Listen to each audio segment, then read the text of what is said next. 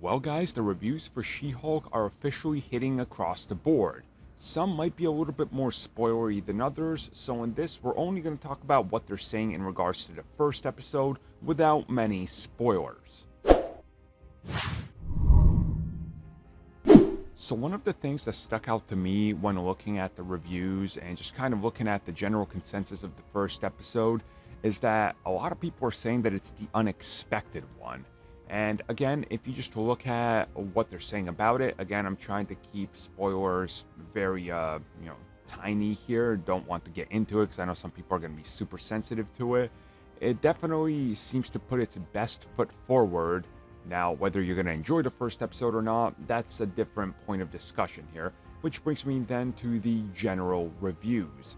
So overall, what you see here is that a lot of people are praising the comedy aspects of it, in which they say that the format really does work well for the TV series and what they're going for here, but it might not be everybody's cup of tea, as She-Hulk is a character that's been around in the comics for a while, and many people that haven't necessarily picked up a comic or know what the character is about might be taken a little bit by surprise with the fourth wall breaking and things like that in it, and just how comedic this actually is and how it feels somewhat different to everything we've gotten in the MCU, with that comedy feel being at the center of it. It's also made explicitly very clear that this is a 30-minute sitcom format, and you're going to see people, doing what they would do in sitcoms because that's how it's presented.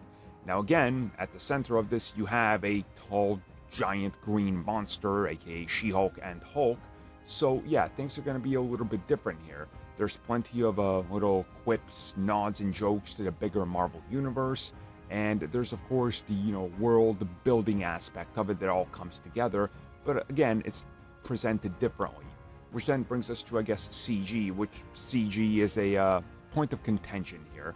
We know that the CG very early on looked a little rough. Most of the reviews are pointing out there's still some elements that do look rough, but again, how much they're taking on with 9 episodes is, well, honestly, it's a lot. So looking at it this way, I think you kind of come to expect this from a TV series. Honestly, especially one that seems to be tackling so much in regards to the CG aspect of it, and having, Hulk, She-Hulk, Abomination, and other heroes appear throughout the show. It kind of makes sense that you're going to get some sacrifices, and you definitely get the sense from the reviewers that some things are definitely better looking than others.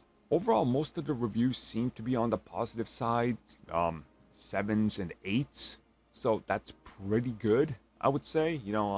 People are convinced now that unless it's like a 8.5 or a 9 out of 10, it's terrible. But again, I think we've all kind of grown accustomed to 6, 7, 8s, 9s, 10s all over the board now, especially related to superhero things in the recent decade. So it's kind of placing, I think, honestly, where I think most people expected it to place. I know some people were rooting for the critics to rip it apart. There doesn't seem to be too much of that, but who knows what's going to happen over the next couple weeks as more reviews come in and we start to see where it settles. Overall, it's doing pretty good, which honestly seems to be a pretty, I guess, part for the course for the Marvel TV shows, so we'll see where this ends up. But overall, the first episode reviews are saying it's pretty good.